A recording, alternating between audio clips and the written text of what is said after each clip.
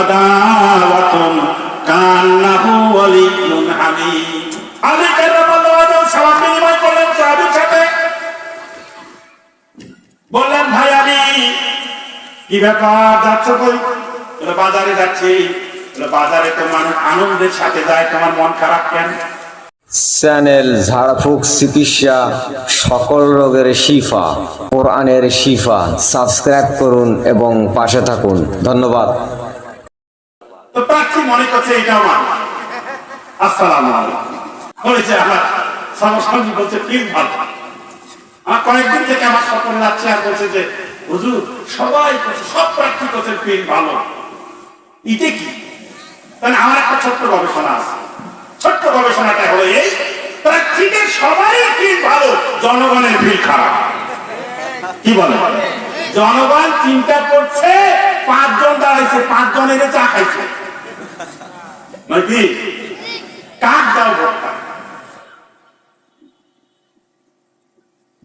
2 জন দাঁড়াইছে, 2 জনকে দাওয়াত করছে, 2 জনেই মসজিদে দান করবে। মসজিদের মুসল্লিরা চিন্তায় করছে ভোটটা কাক দেবে। জনগণের ফিল খারাপ না প্রার্থীর ফিল খারাপ? জনগণের ফিল খারাপ। সাধারণ কিছু অপ্রাসঙ্গিক কথা, আস্তাগফিরুল্লাহ, আমি এগুলো খুব কম বলতে পছন্দ করি। আমার অভ্যাসই আমি কোরআন হাদিসের দিক থেকে যতটুকু মানুষের উপকারে আনে।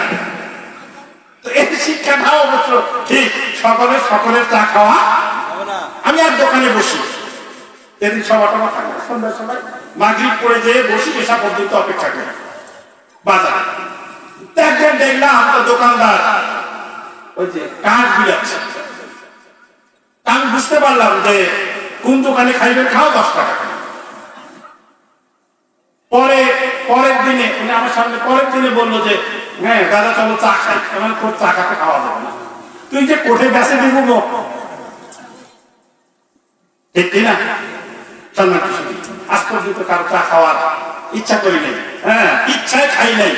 এখন কেউ যদি কোনো পদ্ধতি খাওয়াই দেয়, আল্লাহ আল্লাহ আস্তাগফিরুল্লাহ। এই জন্য বলছিলাম আলী কারামাল্লাহু ওয়াজহু সালাম দিলেন, আল্লাহ নবী সাহাবী সালাম বিনিময় করবেন। আল্লাহ সুবহানাহু ওয়া তাআলা বললেন ফাইদাল্লাযী বাইনাকা ওয়া বাইনাহু আদাওয়াতুন কান্নাহু ওয়ালিয়ুন হামিম। আল্লাহু আকবার। তোমার চরম শত্রু চরম বন্ধুতে পরিণত হবে।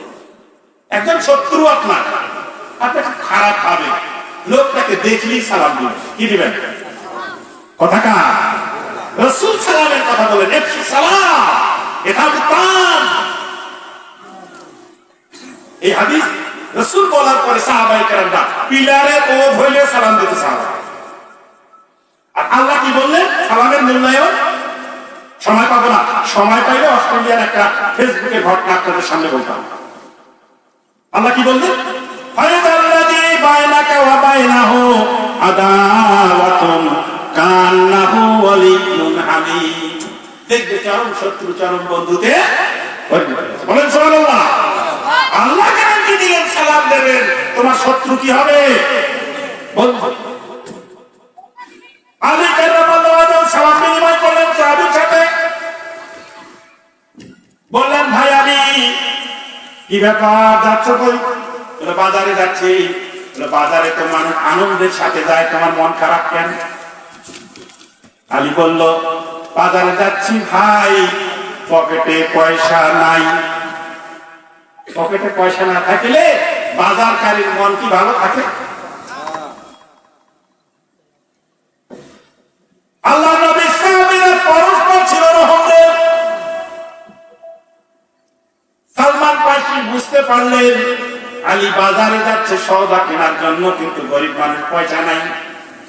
আল্লাহ সুবহানাহু ওয়া তাআলা আল্লাহ নবীর সাহাবীদের মূল্যায়ন করেছেন রুহামা বাইনাহুম।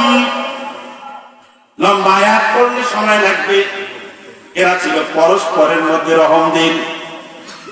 মুহাম্মাদুর রাসূলুল্লাহ ওয়াল্লাযীনা মাআহু আশিদ্দাউ আলাল কুফফার রুহামাউ বাইনাহুম।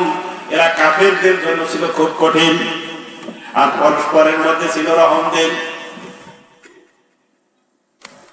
এবার সালমান ফার্সি পকেটে হাত ঢুকায় দিলেন। সালমান ফার্সি বড় লোকের বেড়া ছিলেন, লম্বা ইতিহাস তার জীবনী এসেছে, ব্যবসায়ী মানুষ, অনেক বড় লোক মানুষ ছিলেন। পকেট থেকে পয়সা বের করে আলীকে দিয়ে দিলেন। বলেন সুবহানাল্লাহ। পয়সা পেয়ে আলী দ্রুততার সাথে বাজারে চলে গেলেন। বাজারে যাওয়ার পরে স্ত্রীর আবদার মোতাবেক একটা আনার ক্রয় করলেন, বেদনা কিনলেন, বাড়ির দিকে রওনা দিলেন। আসতে আসতে প্রতিমধ্যে চৌরাস্তার মোড়ে একজন মানুষ দেখতে পেলেন, জীর্ণ শীর্ণ কাপড় পরে দাঁড়িয়ে। কাছে আসতে সালাম দিলেন, আসসালামু আলাইকুম ইয়া আলী। ওয়ালাইকুম আসসালাম ওয়া রাহমাতুল্লাহ। আপনার হাতের মধ্যে এটা আনার ডালিম। আমি গরিব মানুষ, সমস্ত দিন কোনো খাওয়া হয় নাই, পেটে কোনো খাবার যায় নাই, আর আমার জীবনে মনে পড়ে না কোনদিন আমি এই খাবার খাইছি।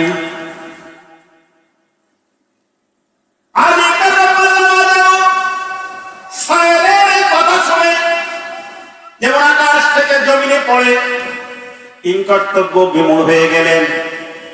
হাওলাদি টাকা নিয়ে এই ফলটা আমি বাসায় নিয়ে যাচ্ছি স্ত্রীর জন্য। সাহেল যে আমাকে আটকায় দিল, আল্লাহ